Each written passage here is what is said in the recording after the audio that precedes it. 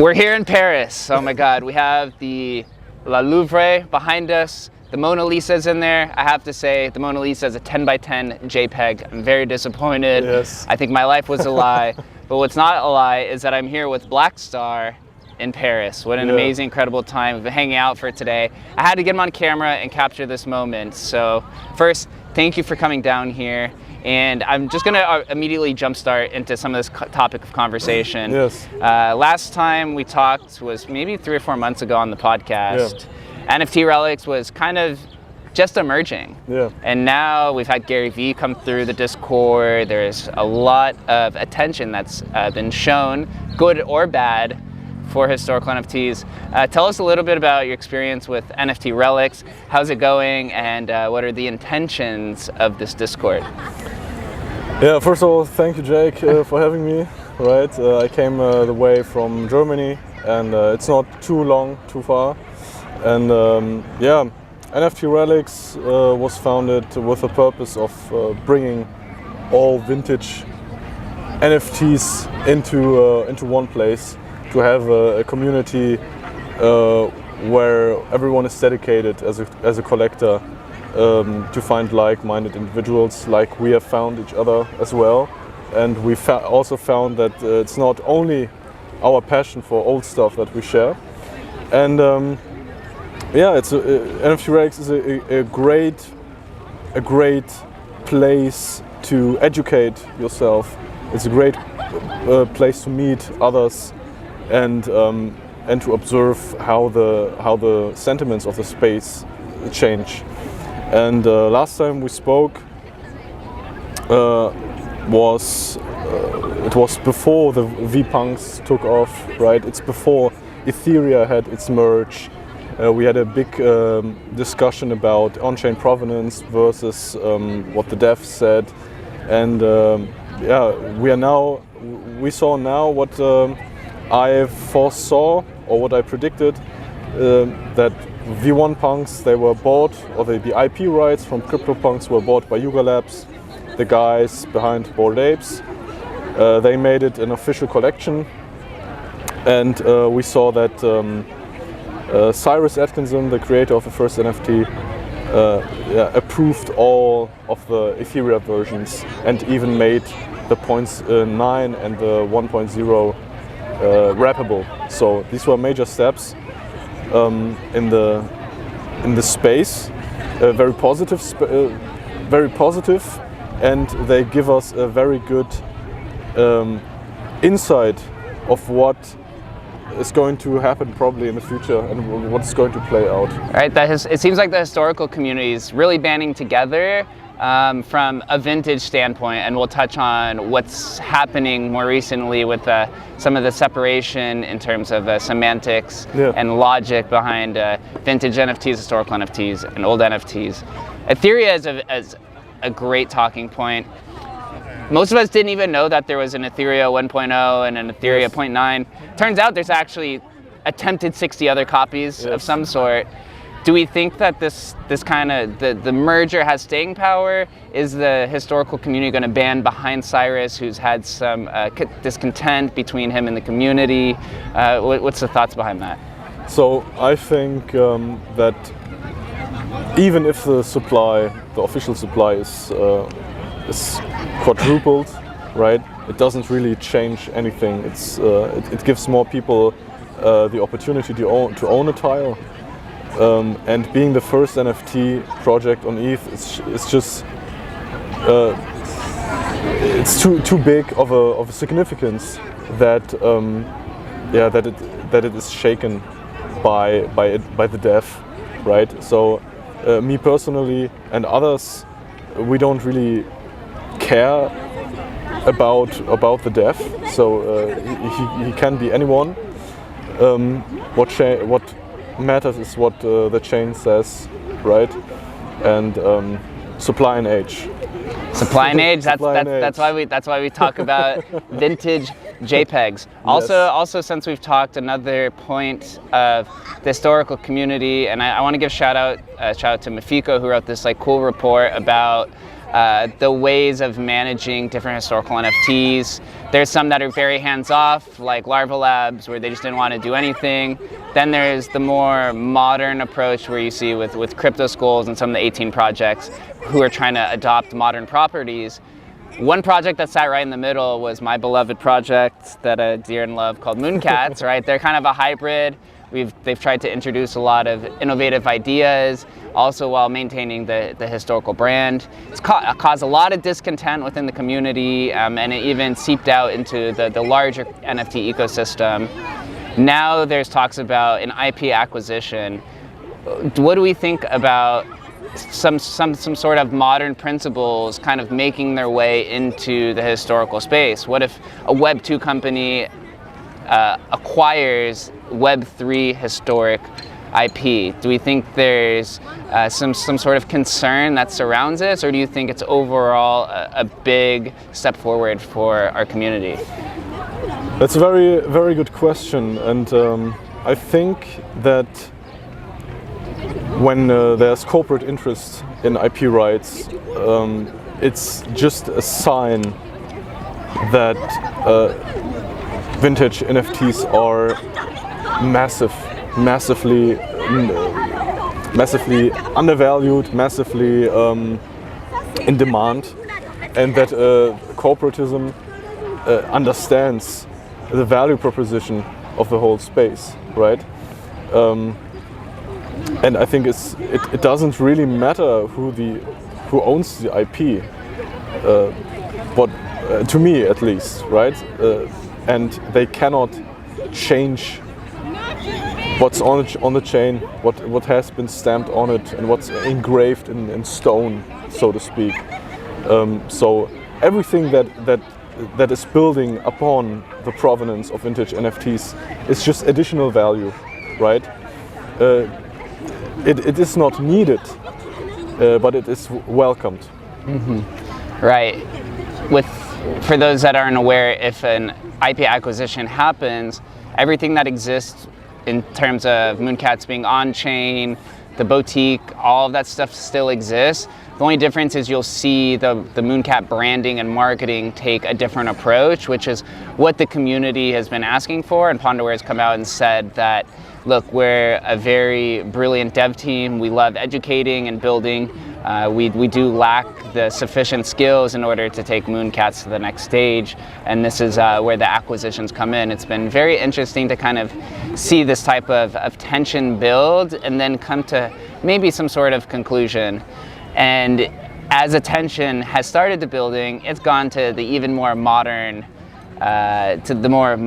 historical approach, which has caused a lot of discontent. You hosted a Spaces actually a few days ago while I was also in Paris. Yes. It was funny, I was literally eating at a restaurant. Everyone's pinging me like, you gotta be in the space. I'm like, what is going on right now? And it's like, oh my God, this early 10K PFP versus vintage NFTs, which I don't think it's really that way.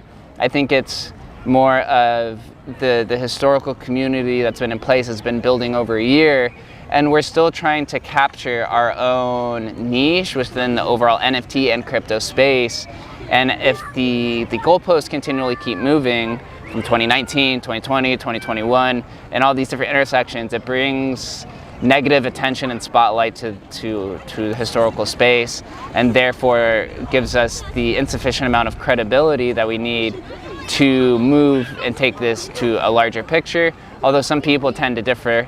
I'm not going to say names of any projects, most people already know, but tell us a little bit about your thoughts first about hosting this space. Do we feel like there was any sort of progress made? And then is there room for other narratives in the historical space to grow? For example, right now historical NFTs are at 2011 to 2018-19, depending on who you ask. And now the new narrative is that early 10K PFPs are historical, and to the people who've been building, so they aren't because of different reasons. So what's your thoughts on first the spaces and then this ongoing debate? Well, the space was made in a what is it called? Spontaneous, right? So I saw how the sentiment changed in a very quick Very quickly. Very quickly, yes. And yeah, I just had the need because I feel not responsible, but I feel I have to take the courage to speak about it, right? And give people a platform to say what they think. And I know that a lot of people, they had this problem for a longer time, that other people come in and just wants this noble status of historical stamped onto their project. And yeah, it was a very heated debate, and yeah, what it solidified, in my opinion, was the distinction between the objectivity of age and supply, right, and the terminology we use in this regard. So my idea was that we change the way that the terminology from historical to vintage, right, and make this distinction. So onward, every project can be regarded as historical, right? Everyone could. I mean, it's a point in time, right? It's a point in time in recorded history, and what people interpret or see in it is up to them, right? But what is vintage or not, that's not based on the perception of the individual and on subjectivities, but it is objective facts and objective reality.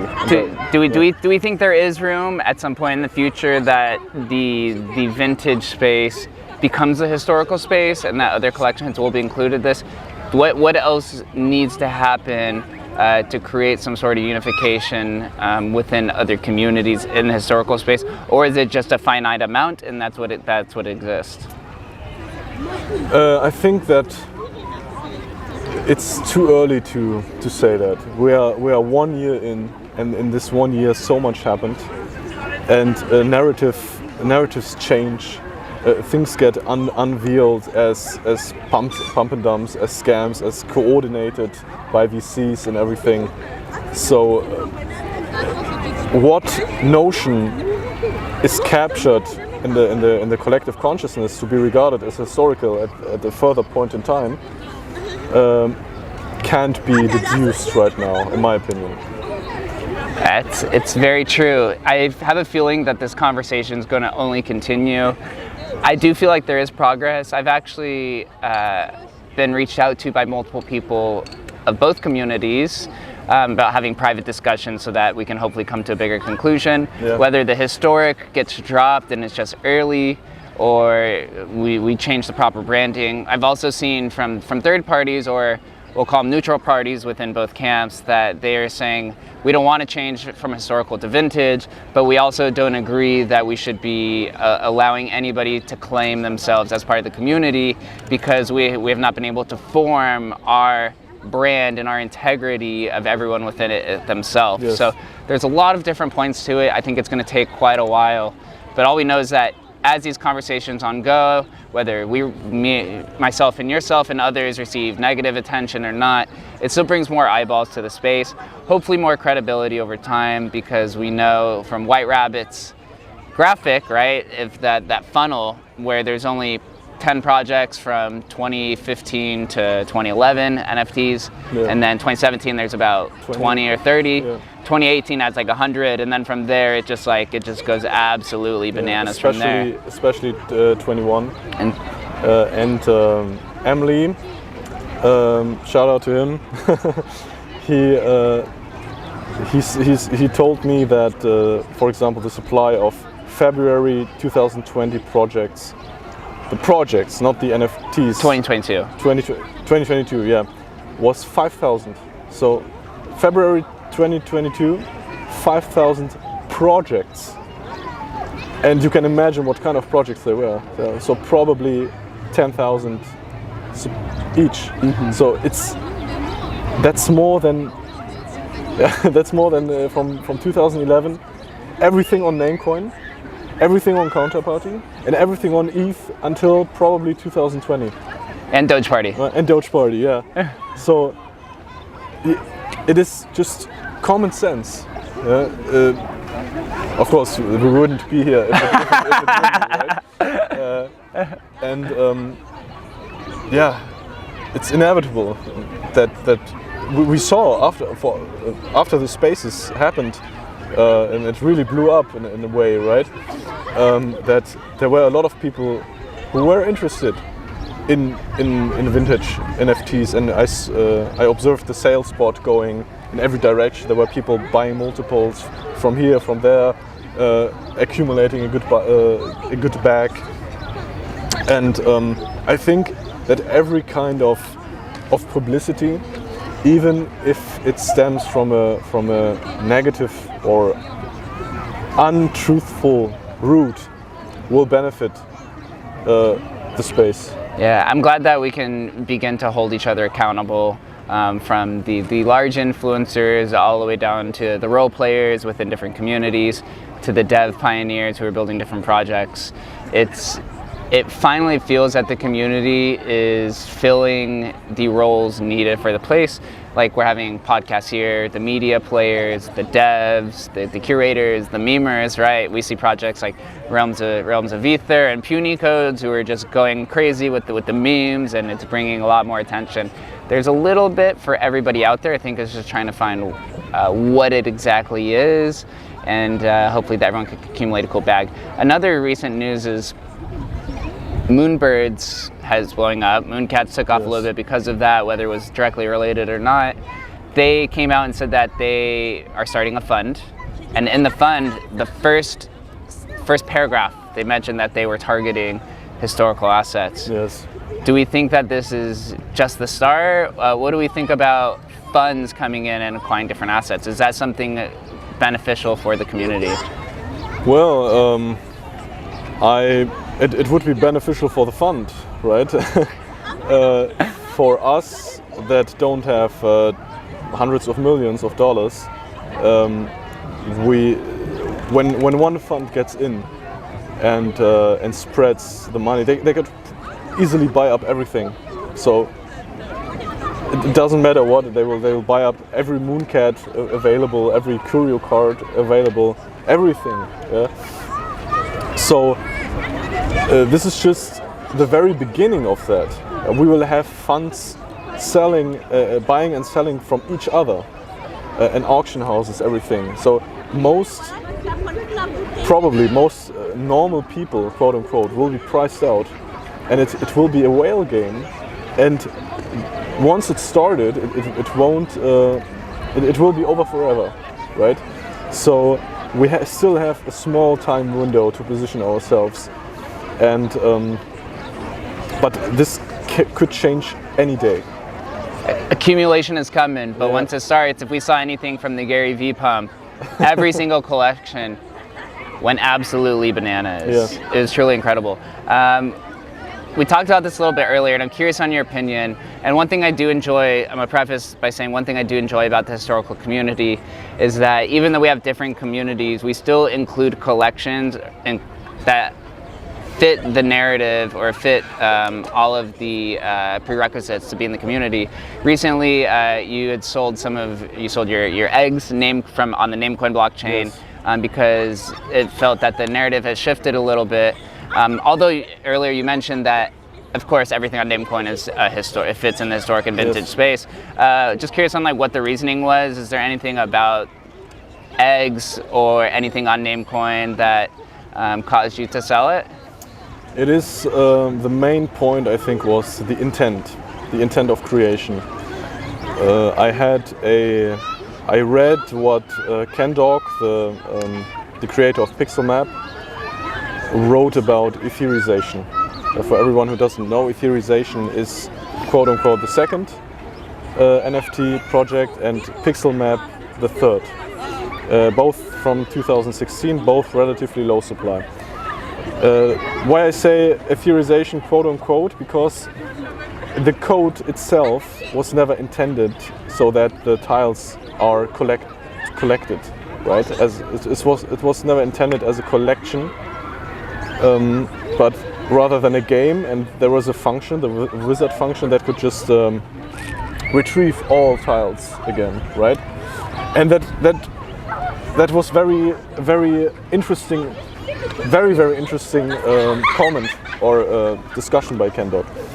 And that took me to Namecoin, because most tokenized assets on Namecoin, they never really had the intent to do it like this and say, well, this is an intentionally created collection. Of course, people they used one name. So they had intent to mint it, yes. But the collection of 277 eggs, yes. or 35 blockheads, or the yes. identicons, the yes. collection wasn't an intent. Yes, it is. From my perspective, it's not precise enough. And I mean, blockheads and eggs, they are very popular, but there are others who could count as an unintended collection, and they are not as popular, right? And I think that a reason for that is also the structure that has built around eggs and blockheads. So the DAO, for example. But so we have the egg also as an entrance to the DAO, which gives it additional value. But I still play, or not play, but I want to be as independent from a third party or a community as possible, right? So that's the reasoning behind that. It's interesting because I actually had Metablock and Adrian, who are the founders of EggsDAO, yes. and a bunch of other people in the Namecoin community believe that the intention of the collection actually brings more value, because you're saying now 277 people, individual people, came to the same conclusion to take these eggs and mint it into the blockchain. And that's what's historical, right? History is kind of unintentional. History just kind of happens because it's people acting. And then you retroactively look after that time period has ended to where people will say, yeah, you know, that is history. So that's why you say eggs are historical. You haven't taken anything away from it. But that's it's just an interesting perspective, because I fall on the same as, like, I think an intention is more valuable. You think that it's not, but we still do conform around the idea that regardless of what it is, yes. it's still historic because of the timestamp and yes. the time period. If you call it the eggs or the Namecoin period, yeah. That's what specifically brings it. It's very interesting because collectors, and we were talking about this a little bit actually with the Louvre behind us, right, with all kinds of historical pieces from it. Art and collectibles have always kind of been separated, but then NFTs and crypto kind of like blends that idea. Yes. Curio cards are art that are meant to be collectibles. And then in Mooncats we say kind of the same thing, is that it's generative art that became collectibles, but then it becomes the other way of collectibles on Namecoin that eventually became art and collectibles. It's kind of weird how that goes back and forth. Yeah. What is like your deterministic to invest in some sort of historical asset? Do you mean from the art? Well, yeah, we could go from when we're in the historical space. Yes. Historical collectibles is probably 95% of it, because the art, one-of-one art, is kind of what I'm referring to, or low minted yes. art doesn't really exist until Counterparty, really, when you have kind of the trash art movement. But even that, and Doge Party too, a little bit. But it's not specific art. I guess you could say Robness is kind of like one of the OG first like real crypto artists. But it just like doesn't have as much attention around it. Collectibles are a little bit easier to form an investment thesis because there's a community and you can have more discussion. So just from a pure collectible standpoint, when you're looking at historical assets, for those who are listening, what do you think are the top 3 value points that people should be looking at when it comes to historical assets? Age, supply, and the first claim or the technical innovation, and also the effort, right? So it's more than 3, but these are the stuff I look at, right? So how old is it? How much are there? What is it? How was it created? And at the very end, it is who created it. Yeah, right? That's actually very important. And when you look at art, it really is the opposite. It's like who created it first. The artist is very important in art, right?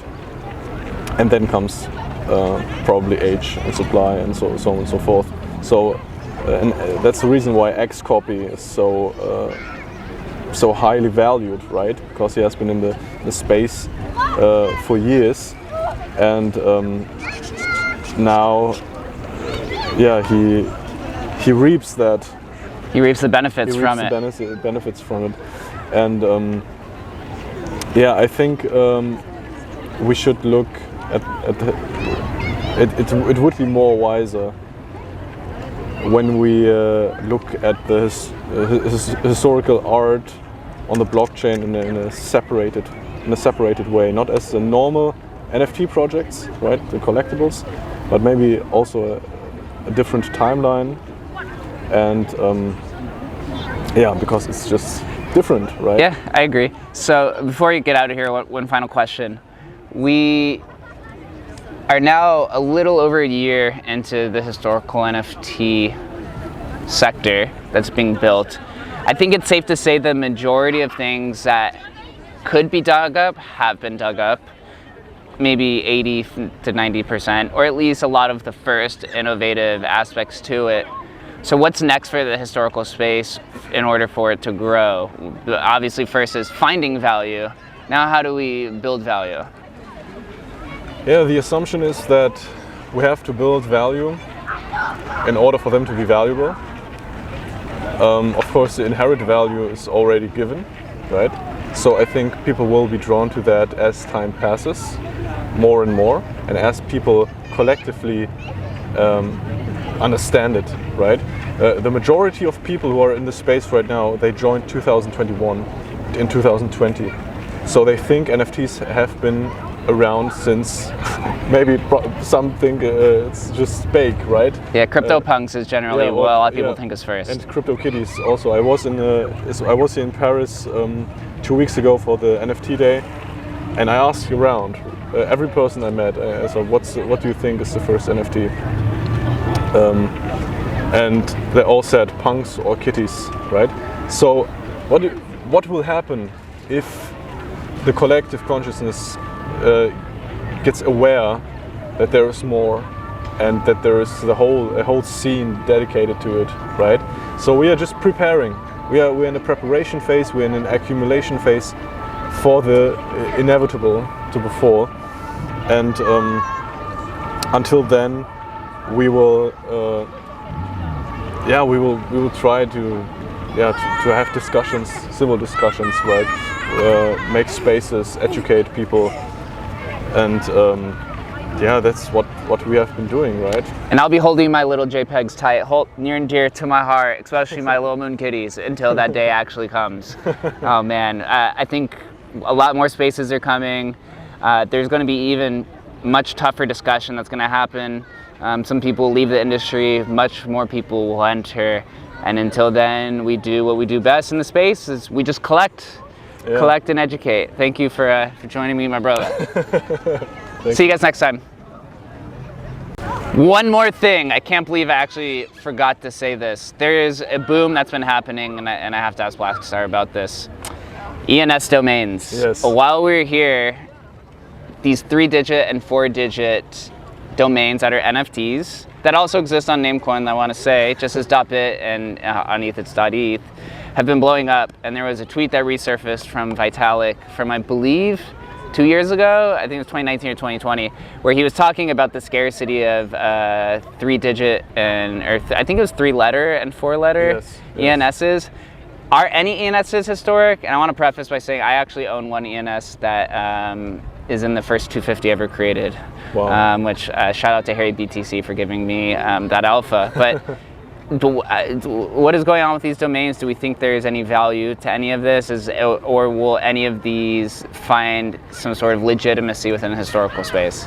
So the NFT, the ENS hype was really interesting because people realized at the, I don't know, 2 days ago that, and it happened as ENS naturally, organically formed itself and gained more users and more registrations per day. They realized that 3-digit or 3-letter ENS names are scarce, right? There's just a finite amount that can be there, as with 4-digit or letters, and of course, 5, 6, and so on. But then we have, of course, much bigger supply, and people started to mint all the digits, right? 001 to 999 or 000 even, and they understood it. It clicked right away, and all were minted out in hours. So there was some who said, well, they now have a scarce digital asset, which is also historic, because ENS was a collection created before punks, right? So it fits into 2017. So what I would regard as vintage is the ones that are old, right? So minted in 2017, just in the same way as Namecoin names are, right? It's the same concept. And what I predict is that because it's the same principles that apply to vintage NFTs. People will realize, well, there's just a finite amount. It will never change. You don't have to renew it, which is better, and you can also do stuff with it, right? They are also interoperable, just like your ENS name.